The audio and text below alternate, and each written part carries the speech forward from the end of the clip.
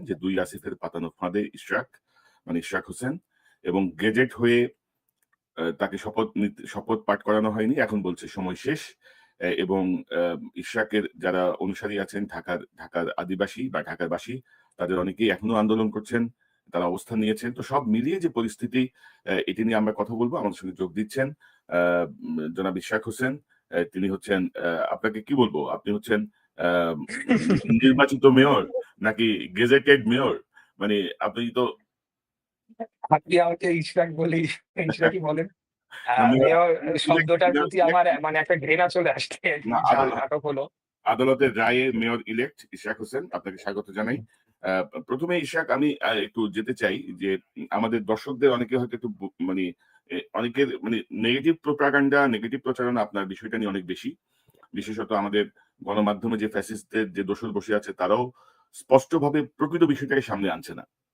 যেটি আমি গত বেশ কিছুদিন ধরে হ্যাঁ, পর্যবেক্ষণ করছিলাম। তো আজকে আসিফের একটা ইন্টারভিউ অর্থাৎ আসিফ মাহমুদ সজীব ভুঁইয়া যিনি আ এই মন্ত্রণালয়ের দায়িত্বে আছেন এলজিইডি তার একটি ইন্টারভিউ থেকেই যদি আমি বিশ্লেষণ করি দর্শকদের কাছে বিষয়টা ক্লিয়ার হবে। আমি একটু যদি দেখাই, দর্শক কালবেলা পত্রিকায় আজকে আসিফের একটি ইন্টারভিউ ছাপা হয়েছে। আসিফ মাহমুদ সজীব ভুঁইয়া উপদেষ্টা।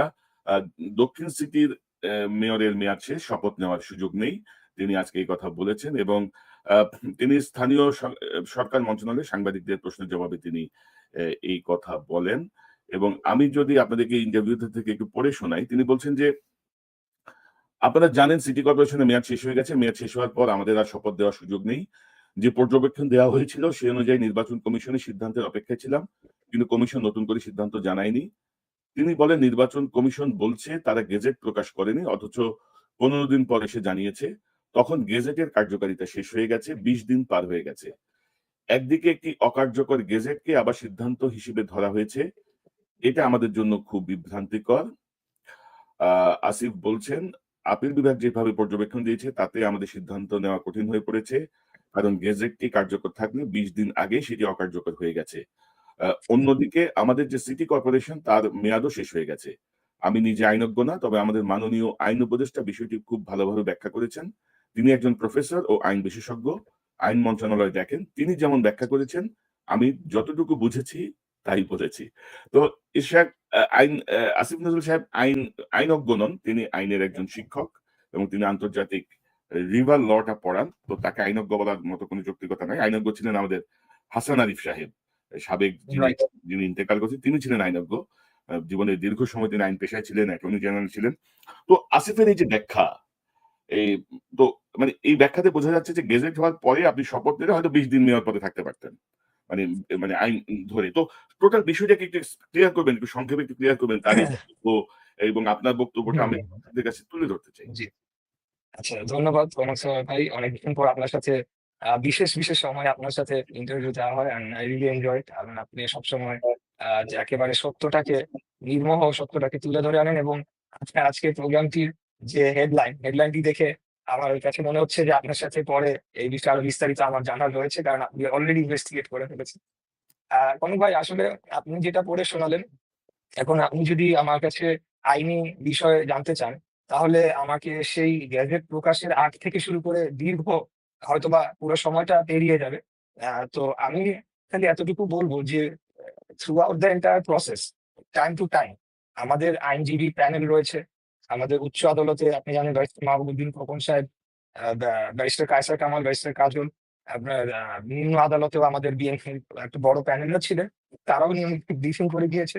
এবং এখানে আ আসলে আমি এতগুলা মানে ভুলভাবে তথ্য উপস্থাপন করা হয়েছে যে আমি আসলে কোনটা উত্তর দিতে গিয়ে কোনটা দিব আমি বুঝে পাচ্ছি না। তবে নিশ্চয়ই এত বড় যারা আইনজীবীরা রয়েছেন, তারা নিশ্চয়ই একটা মিথ্যা সাফাই বা মিথ্যা জিনিস নিয়ে বিশেষ করে একটা জিনিস যেটা ন্যাশনালি ফোকাসড হচ্ছে, সেটা নিয়ে নিশ্চয়ই তারা ক্রমাগত ব্যাখ্যা দিয়ে যাবেন না। তাই না? তাই ওনার সর্বশেষ আমাদের ব্যারিস্টার কায়সার কামাল, ব্যারিস্টার মাহবুবুদ্দিন খোকন সবাই বলেছেন সুপ্রিম কোর্টের অ্যাপিলেট ডিভিশনের রায়টার পরে যে এখানে কোন আইনগত বাধাই নাই। আর গ্যাজেট প্রকাশের পর থেকে কিভাবে সময়ক্ষেপণ করা হয়েছে এবং গ্যাজেট প্রকাশের আগে যখন নির্বাচন কমিশনে আমরা ১ম যখন আ রায়টি পেলাম ট্রাইব্যুনাল থেকে রায়টি রাইডারের মাধ্যমে ওইটা নির্বাচন কমিশনে পাঠানো হলো। নির্বাচন কমিশনে পাঠানোর পর থেকে কিন্তু মূলত এই যে এগুলো শুরু হলো এবং আনঅফিশিয়ালি অনেক কিছুই আমি জানি যেগুলা আমি এখন হয়তো ওগুলো তো প্রমাণ থাকে না, বাট নির্বাচন কমিশনের উপরে সরাসরি হস্তক্ষেপ করা হয়েছে। এটা নির্বাচন কমিশনের ভেতর থেকেই আমাকে অন দ্য হর্সেস কয়েকজন যারা থাকে, আমি এখন বলবো না, স্পেসিফাই করবো না, তাদের পক্ষ থেকে আমাকে সরাসরি বলা হয়েছে যে এটি আইন মন্ত্রণালয় পাঠানোর জন্য অন্তত 2 জন উপদেষ্টা তাদেরকে সরাসরি ফোনে কথা বলেছেন। যেই জাজ সাহেব এই আপনার ট্রাইব্যুনালের এই রায়টি দিয়েছেন, তার সাথে আমার সরাসরি কোনোদিন কথা বলার সুযোগ হয় নাই। তবে আমি সমর্থিত এবং ভেরিফাইড সোর্স থেকে জানতে পেরেছি, রায় দেওয়ার সাথে সাথেই বৈষম্য বিরোধী ছাত্র নেতা পরিচয়ে অনেকেই ফোন করে তাকে হুমকি ধামকিও দিয়েছে। আচ্ছা, এই গেল আপনার নির্বাচন কমিশন পর্যন্ত যাওয়ার বিষয়টি। কমিশনের উপরে বাধ্যবাধকতা ছিল যে 10 দিনের মধ্যে গেজেট পাবলিশ করতে হবে, এটা রায়ের একদম লাস্টের লাইনে লেখা রয়েছে। তো কমিশন যেটি বললাম যে আইন মন্ত্রণালয়ে পাঠানোর জন্য তাদের উপর চাপ প্রয়োগ করা হয় এবং তারা সেটি পাঠায়। Whereas যেটা অলরেডি আদালত রায় দিয়ে দিয়েছে, সেখানে আইন মন্ত্রণালয়ের কিন্তু কোনো মতামতের বিষয় থাকে না। আদালত বড় নাকি একটা মন্ত্রণালয় বড়? ডেফিনিটলি আদালত বড়। যদি তাদের কাছে মনে হতো যে এটাকে চ্যালেঞ্জ করার বিষয় রয়েছে, তারা কমিশন এটাকে চ্যালেঞ্জ করতো। বাট কমিশনের কিন্তু একটা নিজস্ব আইন শাখা রয়েছে এবং সেখানে ফরমার 2 জন না 3 জন ডিস্ট্রিক্ট লেভেল জাজ সাহেব সহ বড় বড় আইনজীবীরা সেখানে মতামত দিয়ে থাকেন। তো তারা কিন্তু এই জিনিসটাকে ভেটিং করে ওখান থেকেই তারা গ্যাজেট করে দেওয়ার মতো আলামত, মানে সরি, ওটাকে পেয়েছে, গ্যাজেট করার মতো পেয়েছে, কিন্তু তারপরও আইন মন্ত্রণালয় তাদেরকে পাঠাতে হয়। আইন মন্ত্রণালয় কিন্তু কোনোদিনও এটা মানে অফিসিয়ালি কোনো জবাব দেয় নাই, অফিসিয়ালি কোনো রিপ্লাই এটা দেয় নাই। কিন্তু যেই দিন গেজেটটা পাবলিশ হলো, তার 3 ঘন্টা অতিবাহিত হলে কিন্তু 10 দিনের যে মেয়াদ বেঁধে দেওয়া, সেই মেয়াদটা অতিক্রম করতো এবং আমাদের প্রস্তুতি ছিল যে আমরা কন্টেম্প্ট অফ কোর্টের দিকে যাব। সো এটা কিন্তু নির্বাচন কমিশনও জানতো, সো তারা গেজেট প্রকাশ করে দিয়েছে। গেজেট প্রকাশ করার পরে এটা পাঠানো হয়, পুরো ফাইলটা বিভিন্ন দপ্তরের মধ্যে লোকাল গভর্নমেন্ট ডিভিশনে পাঠানো হয়। তো সিটি কর্পোরেশন আইন 2010 এবং স্থানীয় সরকার আইন 2009 এবং সিটি কর্পোরেশন আইন বিধিমালা 2010, সেখানে আমি এটা পড়ে দেখেছি, স্পষ্টভাবে বলা আছে যে এটা শপথ গ্রহণ অনুষ্ঠানটি সম্পন্ন করবে স্থানীয় সরকার মন্ত্রণালয়। তো পরবর্তীতে আমি এটা ব্যাপারে খোঁজ নিয়ে দেখেছি, পৃথিবীর বড় বড় দেশ যেমন আপনি লন্ডন বলেন, নিউ ইয়র্ক বলেন, মেজরিটি যে ডেভেলপ কান্ট্রি দেশগুলোয় মেয়র নির্বাচনে একজন প্রার্থী জিতে আসার পরে একজন ডিস্ট্রিক্ট জাজ তাকে শপথ করিয়ে দেয়, বা একজন সিনিয়র জাজ। হ্যাঁ, এটা অনলাইনে গেলেই পাওয়া যাবে। শুধু বিশ্বের অল্প কয়েকটি দেশ, এর মধ্যে বাংলাদেশ, পাকিস্তান, উগান্ডা, এই ধরনের, এবং সম্ভবত ইন্ডিয়া হতে পারে, আমার ঠিক খেয়াল নেই, কয়েকটি দেশে স্থানীয় সরকার মন্ত্রণালয় শপথ গ্রহণ অনুষ্ঠানটি সম্পন্ন করে।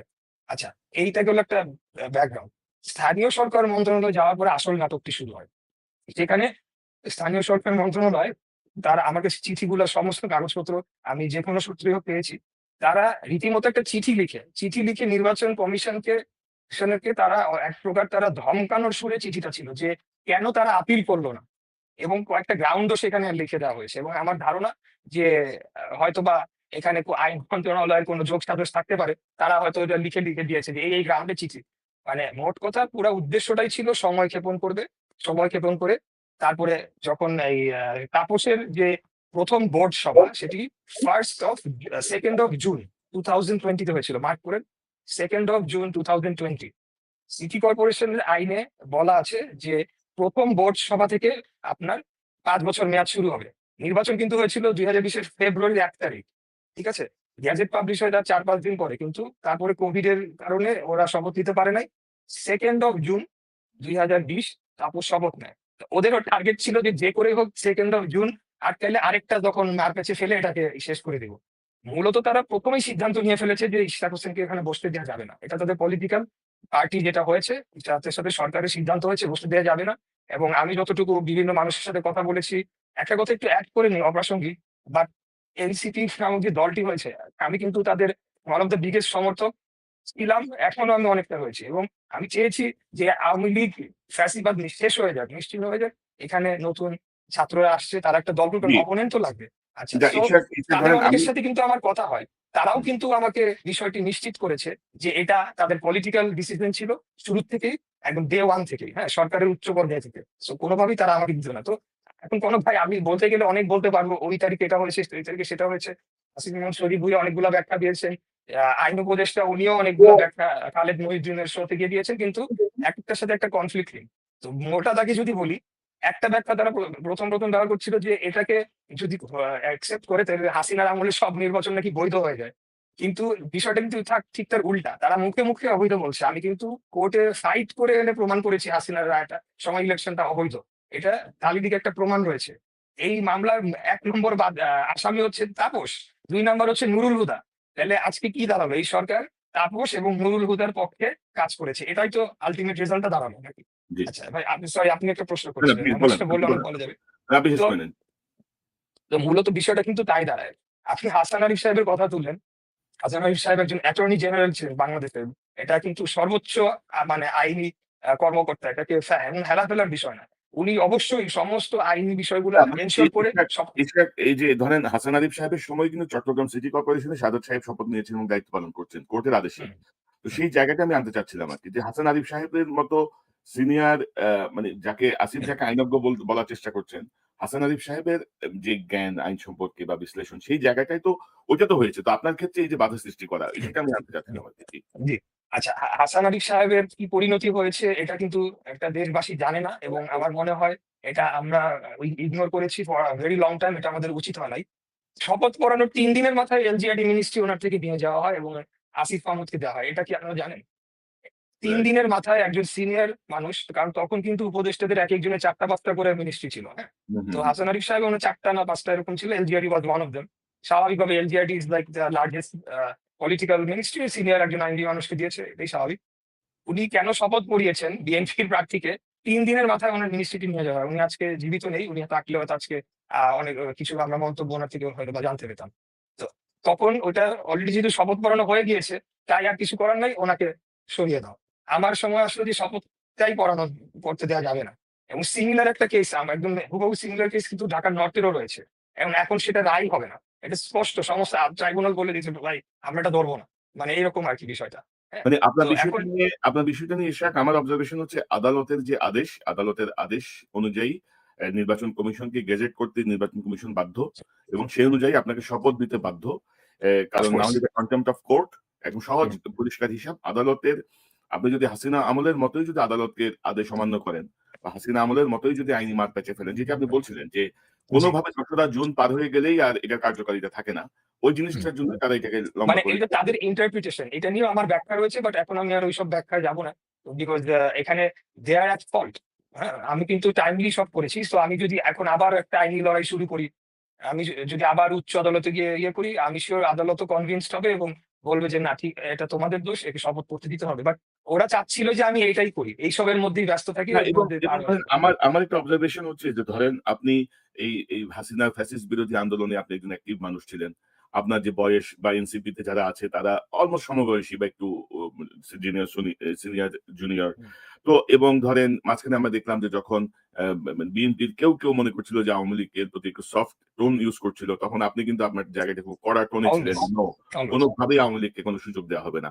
তো জি, একটা ইয়াং একটা গ্রুপ তারা আপনার ব্যাপারে এই যে এনিমিটিটা করল এবং এর মধ্য দিয়ে কিন্তু আরেকটা বিষয় সামনে চলে আসছে যে এদেরকে চেয়ারে রেখে জাতীয় নির্বাচন আসলে কতটুকু সুষ্ঠু হবে। মানে ধরেন যে সিম্পল হুম, একটা মেয়র পদের জায়গাটায় তারা কনসিডার করতে পারছে না। সাদাত সাহেব শপথ নেওয়ার ৩ দিন পরে হাসান আরিফ সাহেবকে সরায় দেওয়া হইছে। আপনার একটা আদালতের আদেশের পরে তারা নানা প্যাচ-পুচ খেলে এখন একটা অবস্থানে আসছে। তো আপনি কি মনে করেন যে এই আসিফ মাহমুদ সজীব ভুঁইয়া বা এদেরকে দেখে আ বা এই উপদেষ্টা পরিষদের অনেকেই রেখে নির্বাচনের ফলাফল বা নির্বাচন কি হতে হুম। পারে? আপনি কি মনে করেন? এখন আপনি মেইন পয়েন্টে এসেছেন। একদম মূল জায়গাটিতে এসেছেন। আসলে কমল ভাই দেখেন আপনি যতটুকু চেনেন প্লাস আমারও যারা কাছের মানুষ ছিলেন তারা কিন্তু ১ম বেশ অবাক হয়েছেন যে কি মানে আমি একটা সামান্য মেয়রের জন্যে কেন এরকম করছি? কারণ কোনদিনও আমি ক্ষমতালোভী ছিলাম না। এটা আমি নিশ্চিত করে বলতে পারি। বিষয়টি কনফ্লিক্ট এর জায়গায় তখনই যায় যখন আমি দেখলাম যে এক্সিকিউটিভ থেকে জুডিশিয়ারি নির্বাচন কমিশনের উপরে সরাসরি হস্তক্ষেপ করা হচ্ছে। তখনই আমি এটাকে চ্যালেঞ্জের জায়গায় নিলাম। কারণ তখনই আমার কাছে মনে হলো যে এখানে তো একটা দলের জন্যে বর্তমান যে সরকার ব্যবস্থা রয়েছে, সেই দলকে সুবিধা দেওয়ার জন্য কাজ করছে।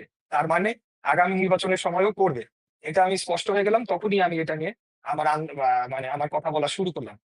আসলে এইখানে যে মেয়রের যে ইয়েটা হয়েছে টু বি অনেস্ট আমাদের এখানে কোনদিনও ইনটেনশন ছিল না যে এইখানে অফিস টেক আপ করার। এটা জাস্ট সেরেমনিয়াল হওয়ার কথা ছিল টু মেক সিউর যে আমরা কাগজে কলমে জিতেছি এবং তাপস অবৈধভাবে যে আমার থেকে ফলাফল ছিনিয়ে নিয়ে গিয়েছিল, সেটা একটা জাস্টিফিকেশন, জাস্টিস আমি পেয়েছি, এবং অন পেন এন্ড পেপার তার নামটা থাকবে না, এটা একটা ইতিহাস হয়ে থাকবে। এতটুকুই ছিল আমাদের উদ্দেশ্য। যখনই তারা এটাকে নিয়ে বাধা দেওয়া শুরু করলো এবং আমি দেখলাম যে কি ব্যাপার, উপদেষ্টারা ফোন করছে, একে ফোন করছে, ওখানে বাধা দেওয়া হচ্ছে, তখনই এই জিনিসটা আমি একটা চ্যালেঞ্জ হিসেবে নিলাম। তখন আমি আমার পার্টি থেকে পরামর্শ নিলাম। তারাও খুব অবাক হলো এবং আমি নিজে খুব অবাক হলাম যে আমার সাথে এই আচরণটা কেন। একটা ছোট্ট ঘটনা এখন মনে পড়ছে, আজকে একটু অ্যাড করতে চাই। আহ যেদিন এই সরকার শপথ নেয়, সেই দিন আমরা সবাই বঙ্গভবনে ছিলাম। আমি সাথে অনেক দলের সব দলের নেতারা ছিলেন, আমিও ছিলাম, আমাদের দলের ছিলেন। তখন দুইজন ইয়াং ছাত্র উপদেষ্টার ব্যাপারে চারদিক থেকে, পেছন থেকে ক্রমাগত বিরূপ মন্তব্য আসছিল, ক্রমাগত। একমাত্র আমি সেদিন জোর গলায় আমি একটা দাবি করেছিলাম যে আমি একজনকেও বিশ্বাস করি না। যদি কেউ আমাদের এই স্পিরিট ধরে রাখতে পারে, তাহলে এই দুইজনকে আমি বিশ্বাস করি। শেষমেশ এরা গিয়ে ইয়া করবে না। হ্যাঁ, এবং তখন সবাই আমার উপরে, বেশ যেহেতু আমি একটু জোর দিয়ে গলায় কথা বলি, সবাই আমার উপর একটু বিরক্তই হয়েছিল। যাই হোক, ওটা অপ্রাসঙ্গিক। আমি মনে করি যে এখানে আপনি একটা শব্দ ইউজ করেছেন, এনমিটি। আসলে আমি বলবো না, এনমিটির জায়গা নয় এখানে। অন্য আরো কোনো বিষয় থাকতে পারে, আরো বড় রাজনৈতিক, জাতীয় রাজনৈতিক স্বার্থ সংশ্লিষ্ট বিষয়, বিভিন্ন বড় দলের স্বার্থ সংশ্লিষ্ট বিষয় এটার সাথে জড়িয়ে পড়েছে। আরেকটা বিষয় হচ্ছে, বাংলাদেশের রাজনীতি 5ই অগাস্টের পরে আমরা কিন্তু কোনো ওয়েস্টার্ন জাতিতে পরিণত হয়ে যায় নাই। আমাদের রাজনৈতিক বাস্তবতাটা কিন্তু সেই জায়গাতেই রয়েছে। অবশ্যই সেই বাস্তবতাটা আমরা পরিবর্তন চাই, কিন্তু সেটা এখন আমরা অর্জন করতে পারি নাই, ভবিষ্যতে আমরা করবো। সেই বাস্তবতা হচ্ছে শক্তির রাজনীতি। মাঠে শক্তি বলতে আমি অস্ত্রের শক্তি বলছি না, জনশক্তি প্রদর্শনের মাঠে রাজনীতি। যত নির্বাচনের সময় ঘনিয়ে আসবে, তত কিন্তু এই জিনিসটা আরো বাড়বে, জি, ইন্টেন্সিফাই ইশাক, হবে। ইশাক, আমি আমি আসবো আপনার কাছে। একটি বিষয় একটু ক্লিয়ার হয়নি যে আসিফ নজরুল বলছিল যে সরকার সকল স্থানীয় সরকার বাতিল করেছে। তো এই মুহূর্তে এটা সাংঘর্ষিক বা এরকম কিছু। হুম। এটা এটা আচ্ছা, এই হ্যাঁ, জি, বহুবার দিয়েছি এটার জবাব। কারণ এটা 10টা যে কারণ উল্লেখ করেছিল আসিফ মাহমুদ অনেক আগে, তখন আমি 10টাই একেবারে টু দা পয়েন্ট আমাদের আইনজীবীদের মাধ্যমে কথা বলে দিয়েছি। সেটা হলো, তারা দুই রকম ভাবে জিনিসটা বলে, আপনি খেয়াল করবেন। একবার বলে যে সমস্ত নির্বাচন বাতিল করা হয়েছে, আবার বলে যে সমস্ত স্থানীয় সরকার বাতিল করা হয়েছে। কোনটা করা হয়েছে? আমি চিঠিটা পড়ে দেখেছি। নির্বাচন তারা বাতিল করে না, এখানে নির্বাচন শব্দটা নেই। যেই সব মেয়র পালিয়ে গিয়েছিল, অনুপস্থিত ছিল সহ অন্যান্য, তাদেরকে তাদের পদ থেকে অপসারণ করা হয়েছে।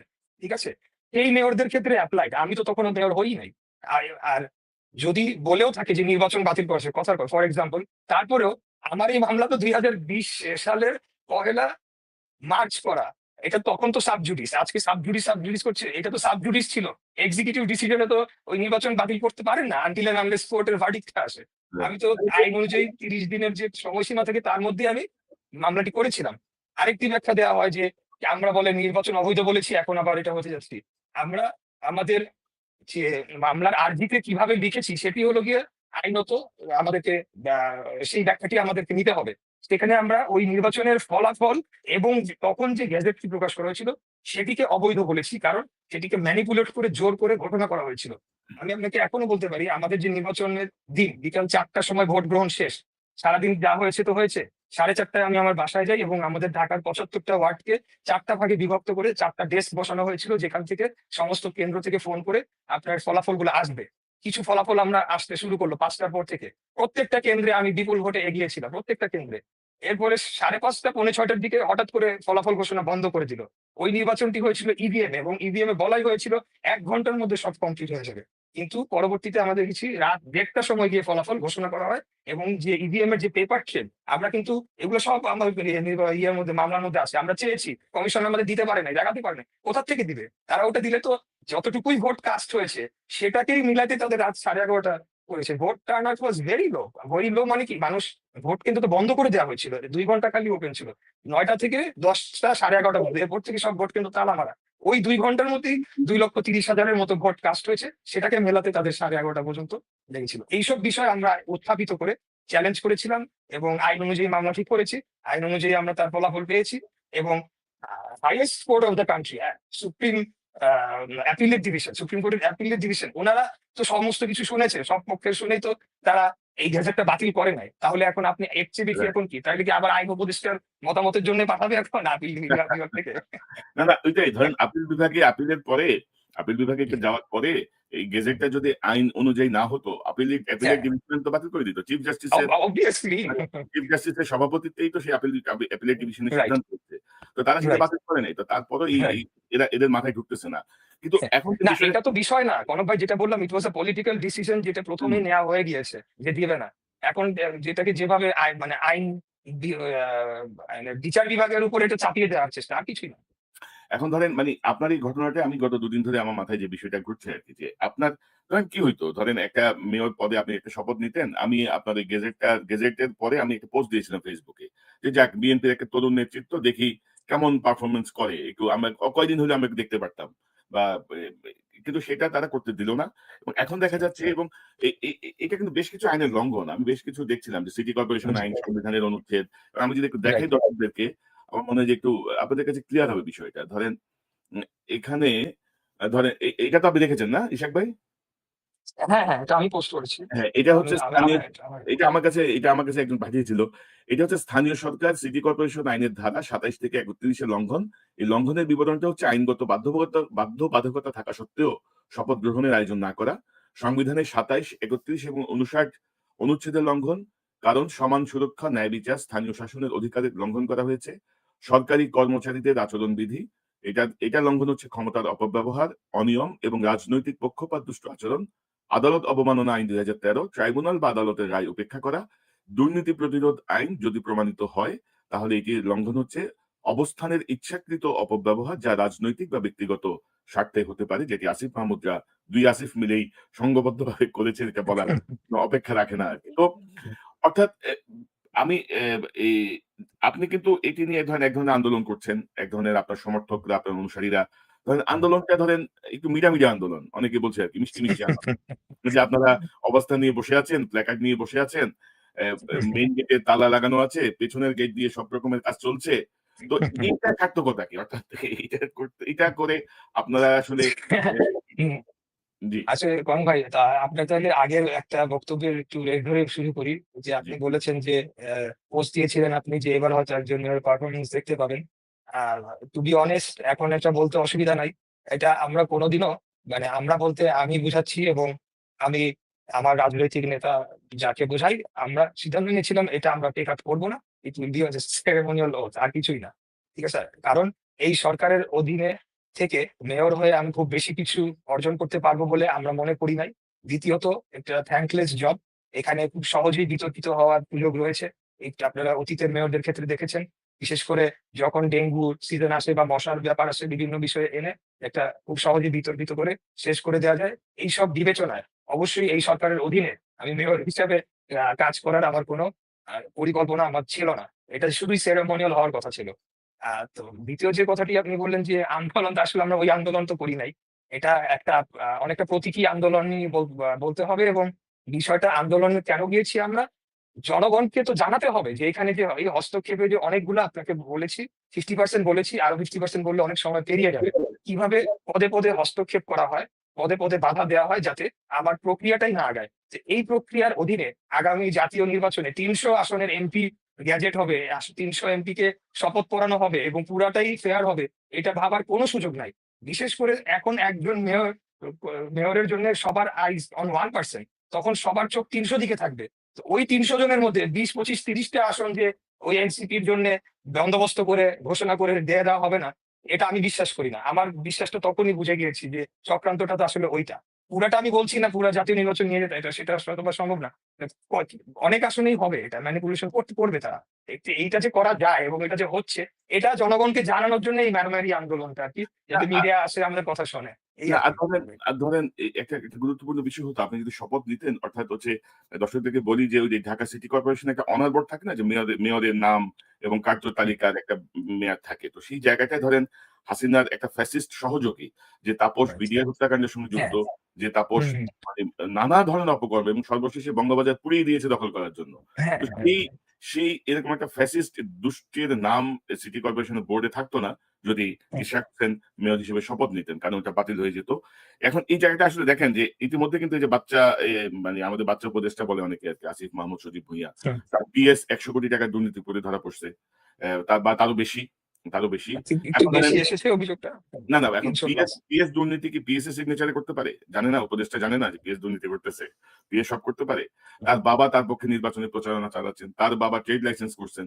তো এত কিছুর পরেও কিন্তু মানে সে কিন্তু শপথে বহাল এবং মানে জেনে না বুঝে সে কিন্তু তার মতো করে চালায় যাচ্ছে। তো এইসব উপদেষ্টাদেরকে নিয়ে এখন আমার কনসার্ন হচ্ছে বিএনপিরও ভাবা উচিত ওই যে ফেব্রুয়ারিতে নির্বাচন লাফালাফি না করে আদৌ এদের অধীনে নির্বাচন করে আপনারা কতটুকু সুষ্ঠুভাবে হুম, বের হয়ে আসতে পারবেন, জনমতের প্রতিফলন কতটুকু ঘটবে, আমার মনে হয় সেই বিষয়টা নিয়ে চিন্তা করা উচিত।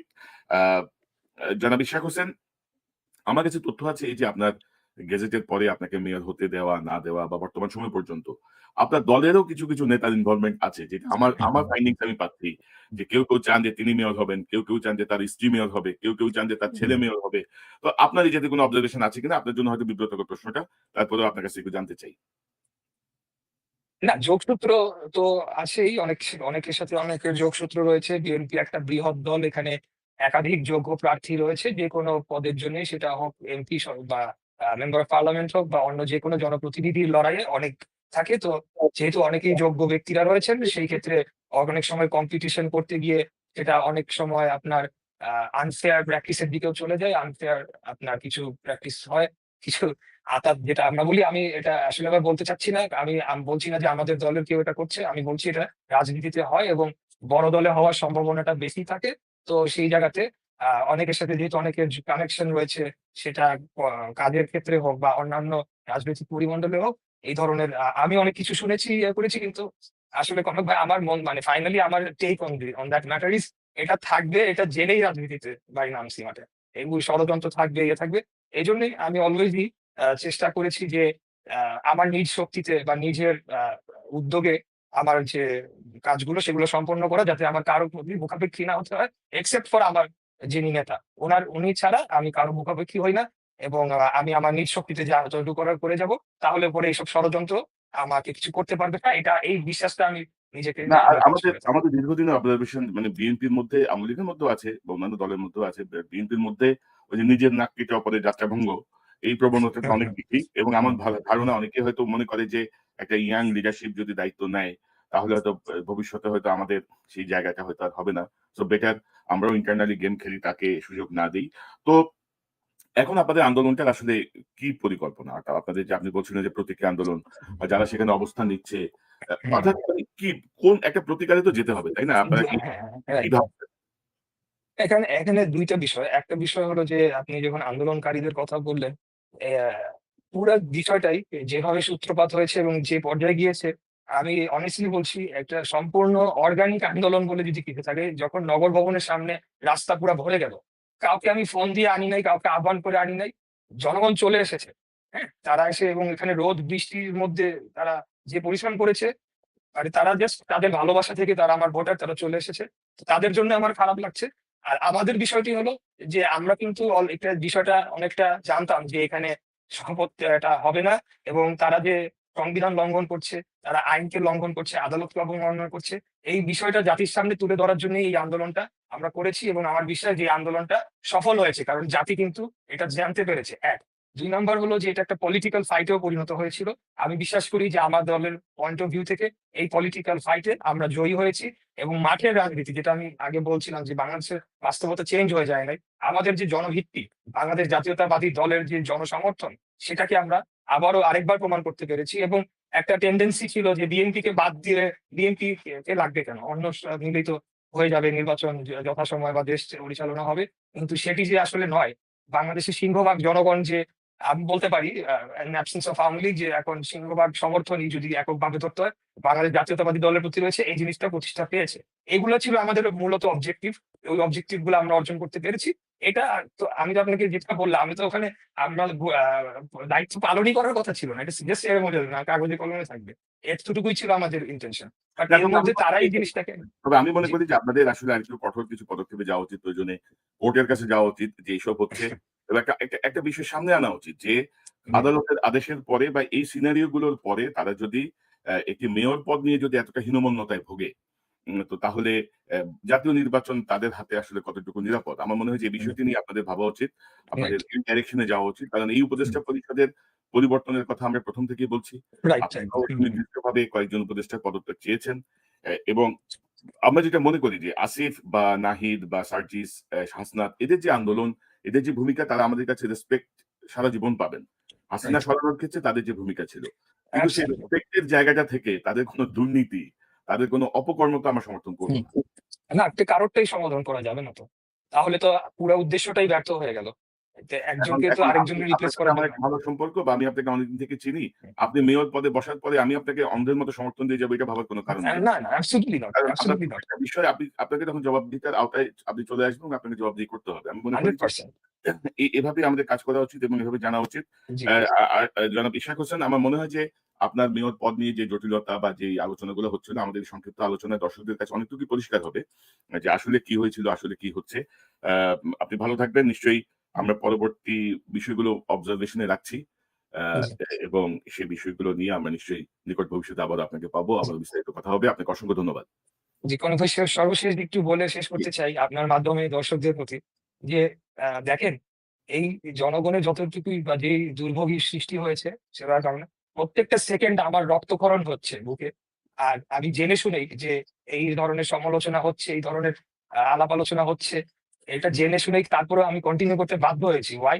লং রান এ এই উপদেষ্টা পরিষদ যে নিরপেক্ষভাবে নির্বাচন সম্পন্ন করতে পারবে কিনা এই জিনিসটা জনগণকে বোঝানো দরকার। কারণ ক্লিন শিট দিলে তো হবে না। সো আমি এইটাই আপনার মাধ্যমে জনগণের কাছে বলতে চাই যে হয়তো এখন আমার কথা অনেকে বিশ্বাসও করতে চাবে না বা ভুল বুঝবে। বাট আমি মনে করি যে আমি সঠিক কাজটি করেছি। মহান আল্লাহ তাআলা জানে, জনগণও একদিন ইনশাআল্লাহ বুঝবে যে আমি কি কারণে এই যে পদক্ষেপটি করে নিয়েছি, আন্দোলন করেছি এবং কেন এটি করেছিলাম। আমার জন্যে না, না মেয়রশিপের জন্য না। অন্যায়ের প্রতিবাদ করতে হবে। আপনার সঙ্গে যেটি জি, করা হয়েছে সেটি হচ্ছে ক্লিয়ার কনটেম্পট অফ কোর্ট, আদালতের আদেশ লঙ্ঘন, ব্যক্তিগত স্বার্থে, ব্যক্তিগত ইচ্ছায় আপনাকে বঞ্চিত করা এবং আপনাকে বঞ্চিত করা মানে হচ্ছে প্রধানতম যে রাজনৈতিক কারো দল সাথে হতে পারে। বিএনপিকে হ্যাঁ, বঞ্চিত করা এবং রাইট। এই বিষয়গুলো যদি আনচ্যালেঞ্জড ছেড়ে দেওয়া হয় তাহলে তাদের আস্কারা আরো বাড়বে এবং ক্রমাগত বাড়ছে যেটি আমরা লক্ষ্য করছি। ইশাক হোসেন আপনাকে ধন্যবাদ। থ্যাংক ইউ কনক ভাই, ভালো থাকবেন। ওয়ালাইকুম আসসালাম। দর্শক এতক্ষণ যারা অনুষ্ঠান শুনলেন নিশ্চয়ই আপনারা এই আলোচনা মর্মার্থ উপলব্ধি করতে সক্ষম হবেন। আ এলজিআরডি মন্ত্রণালয়ের দায়িত্বে যে আসিফ মাহমুদ সজীব ভুঁইয়া আমি কিন্তু অনেক আগেই আমার এই অনুষ্ঠানে বলেছিলাম যে এতটা অনভিজ্ঞ কাউকে এলজিআরডি র দায়িত্ব দেওয়া ঠিক হচ্ছে কিনা। এবং পরবর্তীতে আমাদের কাছে স্পষ্ট হচ্ছে ক্রমশ যে বিভিন্ন এলজিআরডি হচ্ছে বাংলাদেশের সর্ববৃহৎ উন্নয়নের যে কাজগুলো হয় ডেভেলপমেন্ট ওয়ার্ক এর দায়িত্বপ্রাপ্ত মন্ত্রণালয় এবং সেখান থেকে নতুন দলের ফান্ড সংগ্রহের জন্যই তাকে সেখানে বসানো হয়েছে। এবং আমি আজকের অনুষ্ঠানের মাধ্যমে বলতে চাচ্ছি, বাংলাদেশের যত স্থানীয় সরকার বিভাগ আছেন, মন্ত্রণালয় আছেন, কোন জায়গা থেকে কত টাকার ফান্ড, কত টাকার কমিশন, কত টাকার ঘুষ, কোথায়, কোথায় গেছে এই বিষয়গুলো নিয়ে কারো কাছে যদি কোন তথ্য থাকে দয়া করে আমাকে জানান। আমার ইমেইল অ্যাড্রেস আমি আপনাদেরকে দিচ্ছি konoksalwannews@gmail.com দয়া করে আমাকে জানান। নিশ্চয়ই আমরা এই বিষয়গুলো নিয়ে অনুসন্ধান করব। আ ছাত্র আন্দোলন করে শেখ হাসিনাকে হটানোর জন্য আমরা ছাত্র নেতৃত্বের প্রতি শ্রদ্ধাশীল, যারা শহীদ হয়েছেন তাদের প্রতি শ্রদ্ধাশীল, যারা আহত হয়েছেন তাদের প্রতি শ্রদ্ধাশীল। কিন্তু আইনের বিপক্ষে বা ব্যক্তিগত স্বার্থ বা ব্যক্তিগত দুর্নীতিতে যদি কেউ সেই আন্দোলনের দোহাই দিয়ে জড়িয়ে পড়েন, তাদেরকে আমরা কোনোভাবেই সমর্থন করব না। ইশাক হোসেনের প্রতি যেই অন্যায় হয়েছে, তার জন্য মূলত দায়ী হচ্ছে উপদেষ্টা ২ আসিফ। ২ আসিফের পাতানো ফাঁদে পড়েছেন ইশাক হোসেন এবং আশা করি এটি আপনাদের কাছে স্পষ্ট হয়েছে আজকের এই আলোচনায়। জাতীয় নির্বাচন এই জাতীয় উপদেষ্টাদেরকে রেখে আদৌ সম্ভব কিনা সেটি চিন্তার ভার আপনাদের উপর ছেড়ে দিলাম এবং আশা করি বিএনপি নেতৃত্ব এ বিষয়টি নিয়ে ভাববেন। দর্শক এই চ্যানেলটি সাবস্ক্রাইব করে আমাদের পাশে থাকুন।